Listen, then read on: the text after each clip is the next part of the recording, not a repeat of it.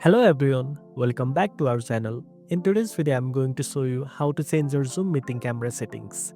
Whether you are switching to a different webcam or adjusting video quality, this tutorial will help you to customize your camera settings easily. So, let's get started. First of all, open the Zoom app and make sure you are logged in. In the top right corner, click on your profile picture or initials, then select Settings from the drop-down menu. Once you are in the settings window, go to the video tab on the left sidebar.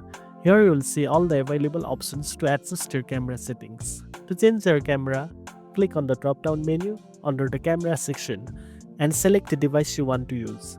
If you have an external webcam connected, it should appear in the list. Make sure to test the video by looking at the preview window to check if everything looks good. Next, you can adjust additional settings to enhance video quality.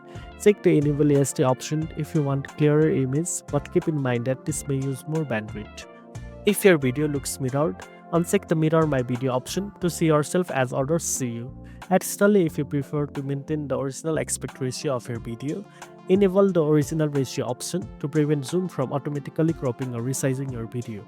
You can also enable or disable other camera settings such as turn off my video when joining, hide self-view, and more. Simply check or uncheck these options based on your preference. If you want advanced control over your video, click Advanced at the bottom of the video tab.